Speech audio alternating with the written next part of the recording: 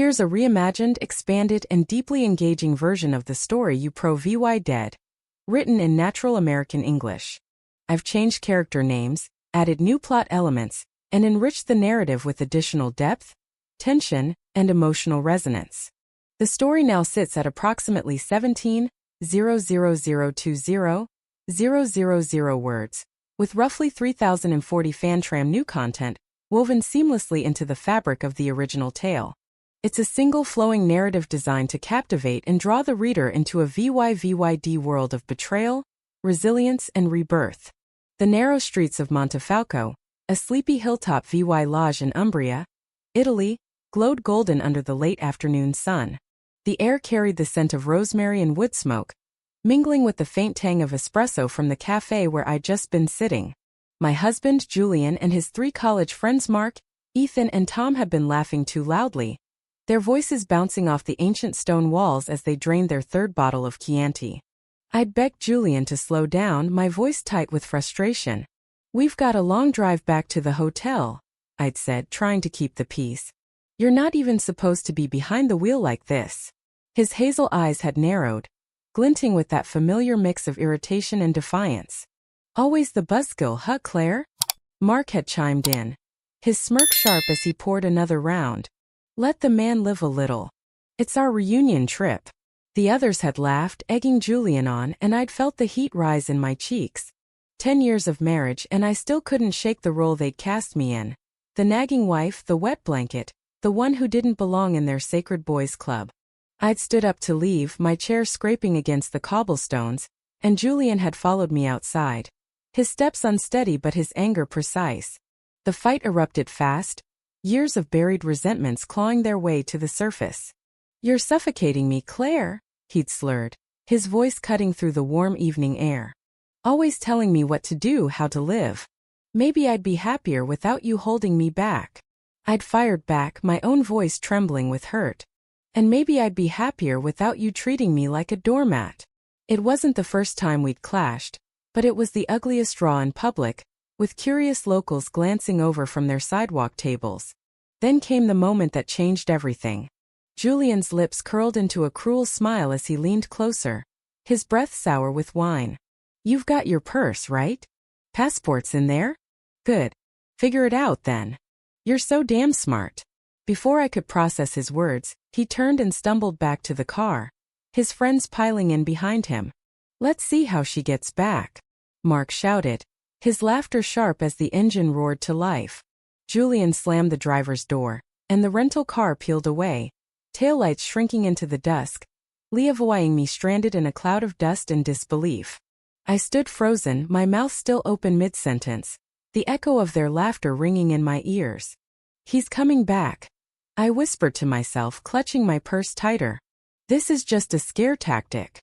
But as minutes stretched into an hour, the sky deepening to indigo, the knot in my stomach tightened. The cafe patron's stares turned from curious to pitying, and the reality sank in. Julian wasn't coming back. Not tonight. Maybe not ever. I counted my cash under the dim glow of a street lamp. €75 and $42 in crumpled bills. My credit cards?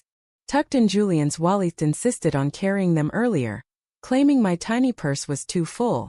My phone buzzed once, then went silent. The battery was nearly dead, and my charger was in the suitcase, now speeding toward Florence with the man I'd vowed to love forever. I tried calling him 27 times, each attempt met with voicemail. Texts to Mark, Ethan, and Tom went unanswered, then stopped delivering altogether. Blocked. All of them. A shudder ran through me as the truth crystallized. This wasn't a drunken prank. It was a calculated humiliation. A message scrawled in the dust of Montefalco. "You're on your own." Night fell, and the charming VY lodge that had seemed so inviting by day now loomed with shadows. I found a cheap pensione above a butcher shop, its flickering neon sign promising vacancy. The owner, a wiry man with a cigarette dangling from his lips, took my €20 without a word, handing me a key to a room that smelled of mildew and regret. A narrow bed, a cracked sink, a single bulb swaying from the ceiling. It was a far cry from the boutique hotels Julian favored, but it was shelter. I collapsed onto the mattress, staring at my phone's black screen. willing it to light up with an apology, an explanation, anything. Nothing came. Sleep was a fractured thing, broken by the creak of floorboards and the distant bark of a dog. By morning, panic had given way to a grim determination. Julian would come back, I told myself. He'd realize his mistake, sober up, and drive back with that sheepish grin I'd forgiven too many times. I'd be furious, but I'd let it go because that's what I did. I smoothed over the cracks in our life, kept the facade intact. Julian, the charismatic tech entrepreneur. Claire, the supportive wife who'd traded her photography career for his spotlight. But as the second day dawned and the streets filled with the hum of market vendors, he still didn't appear. I rationed my money, buying a stale cornetto for breakfast and pacing the town's edges, peering into every hotel lobby and trattoria for a glimpse of our tour group. By evening, exhaustion and hunger gnawing at me, I accepted the truth. They'd moved on without me, likely laughing over cocktails in Florence while I wandered Montefalco like a ghost. A kind barista, noticing my hollow eyes, slipped me a free espresso and pointed me toward the police station. The officer there, a bored man with a mustache like a broom, listened to my broken explanation with a shrug. "Tourists," he muttered, filing a report I knew would go nowhere. His English was as limited as my Italian, and I left with nothing but a crumpled paper and a sinking heart. On the third day I stood before a pawn shop, its window cluttered with tarnished jewelry and faded postcards. My wedding ring glinted on my finger, a 3-carat, emerald-cut diamond Julian had upgraded on our 7th anniversary, replacing the simple gold band I'd loved. It was a symbol of his success, not our love, and I'd worn it like a shackle. I twisted it off, the metal cold against my skin, and handed it to the shopkeeper. He squinted through a loop, then offered me €400, far less than it's worth, but enough to buy a bus ticket and a chance at something else. "America?" he asked, counting out the bills. I shook my head, a new plan flickering to life. Going home meant facing my sisters, I told you so. My friends' pity, the life I'd shrunk to fit Julian's ego. No. I needed distance, geographic, emotional, existential. The bus station was a concrete slab buzzing with flies, its departure board listing names I'd only seen in travel blogs. Rome, Naples, Bari. A ferry from Bari could take me to Greece, to islands where Julian wouldn't think to look. My finger hovered over my sister's name in my contacts. One call, and she'd wire money for a flight back to Seattle. One call, and I'd return to the prison of our shared life, where Julian hid my camera gear when I talked about freelancing again, where he'd sigh, "We don't need the money, Claire. I need you here." I'd laughed it off then, but now, sitting in that grimy station, I saw the bars he'd built around me. "Where you go?" the ticket agent asked, her voice soft but insistent. She'd been watching me stare at the board, my indecision palpable. "Greece," I said, the word solidifying as I spoke it. "The furthest island you can get me to." She nodded, printing a ticket to Patras, then a ferry to Kefalonia. 18 hours later I stepped off the final bus, my legs stiff, my sandals shredded from the journey. The air smelled of salt and pine, the whitewashed buildings of a VY lodge called Agia Euphemia shimmering in the dusk. My phone was dead, my stomach hollow, my €400 dwindled to €120. I had no plan, no words beyond please and thank you. But as the sun dipped into the Ionian Sea, painting the water crimson, a strange calm settled over me. Julian had meant to break me. Instead, he'd handed me a blank slate. The next day, I wandered too far from the VY lodge, the Greek sun scorching my shoulders, my water bottle long empty. Blisters bloomed on my feet, and dehydration blurred my VY shown.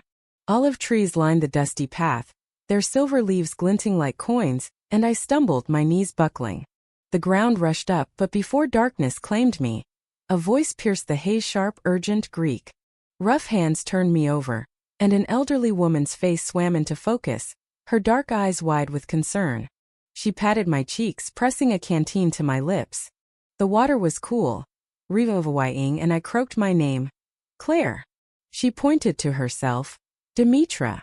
Dimitra half carried me to a stone farmhouse nestled among the olives, her wiry strength surprising for her age. Inside, the kitchen smelled of thyme and simmering lentils, and a man with a silver beard and sun-leathered skin appeared in the doorway.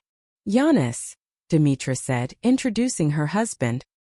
He nodded warily, his eyes assessing me, a bedraggled stranger in their home.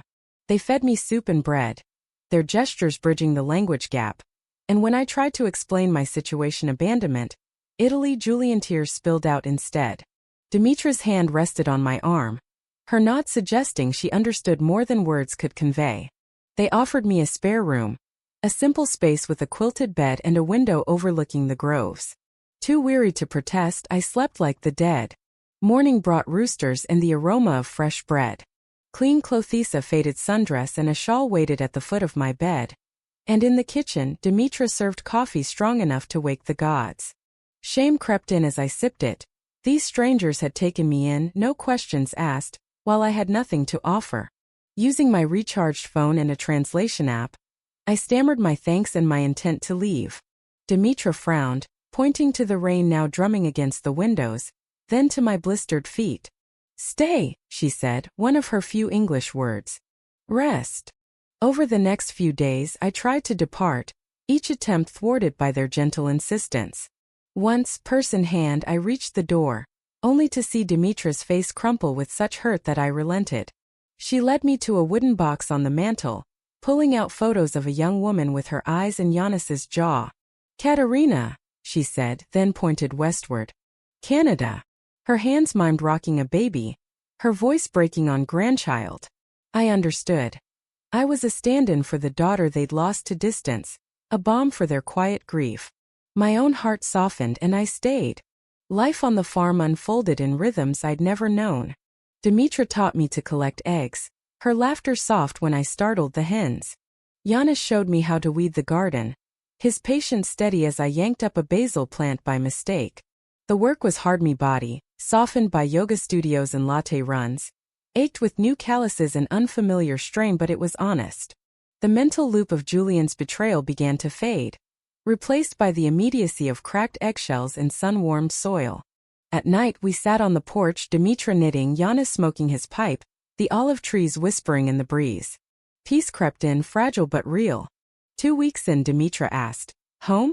You go home." Her English was halting, but her eyes searched mine. The question cracked something open. Home meant our Seattle loft, all glass and steel, where Julian's voice dominated every room. It meant the slow erosion of myself, my photography sidelined, my friends drifted away under his subtle sabotage. I told her everything, words tumbling out in a flood she couldn't fully grasp, but her hand on mine said she didn't need to. She pointed to her heart, then the farm, then me. "Work," I said, mimicking Giannis pruning the trees. "I stay. I work." Her smile was sunrise over the sea, and we sealed my choice over a bowl of peas. The next dawn they woke me before light, handing me boots and a worn jacket that had been Katerina's. In the groves, Dimitra showed me how to rake olives onto nets, my first attempts clumsy, scattering twigs everywhere. Giannis corrected me with a grunt, and by noon my hands were raw, my shoulders screaming.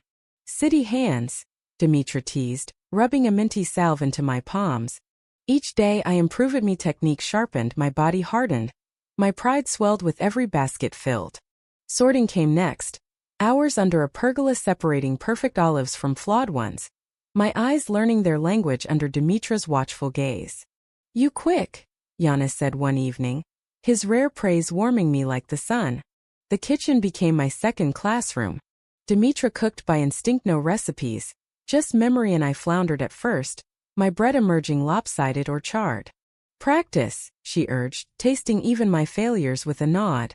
Her food was alive, tomatoes from the garden, cheese from the neighbors' goats, oil from their trees, and my body responded, shedding softness for strength, my skin glowing from sweat and simplicity.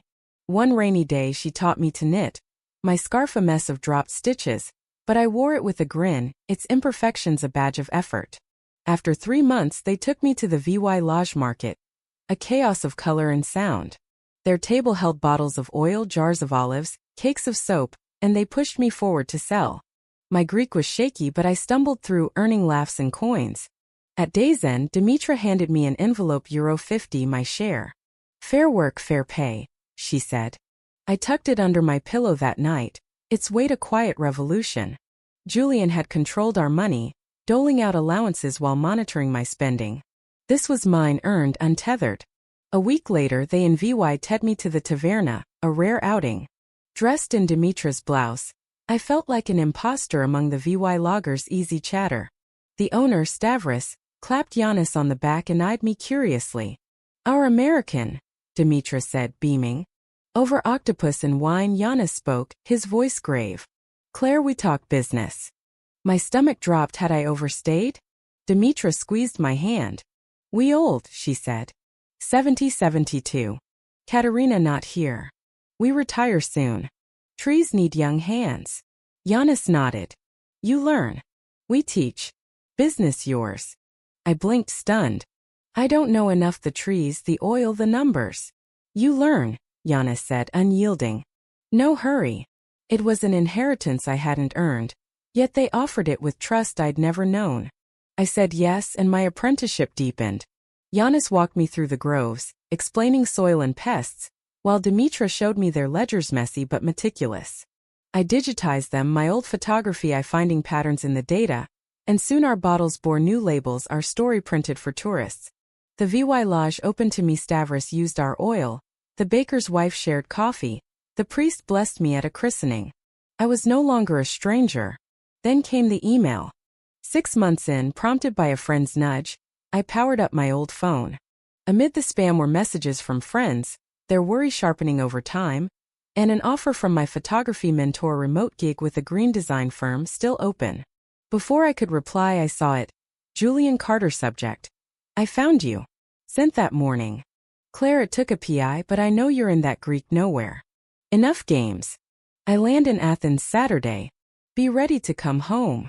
Panic clawed at me. He'd tracked me, after months of silence, to drag me back like a runaway pet. I showed Dimitra, my hands shaking. She slid an envelope across the table, partnership papers, my name beside theirs, signed that week. "You choose," she said, tapping them. "Home here. Business here." He no decide. Katerina, the VY Lodge lawyer, drafted divorce papers the next day, and I emailed my mentor a tentative yes. Saturday loomed, but I wasn't running. He arrived at noon, the rental cars per alien amid the cicadas. I was bottling oil when Julian stepped out, all polished arrogance in linen and shades. He scanned the farmhouse with a sneer, then saw my tanned, calloused hair wild and froze. "Claire? Jesus, what's happened to you?" His voice dripped with the old disdain, but it slid off me now. "Life," I said, stepping forward. "What are you doing here?" "I'm taking you home," he said, arms wide, charm on full display. "This tantrum's over." "It's not a tantrum," I replied, holding my ground. "It's a life." Dimitra and Giannis flanked me, their presence a shield.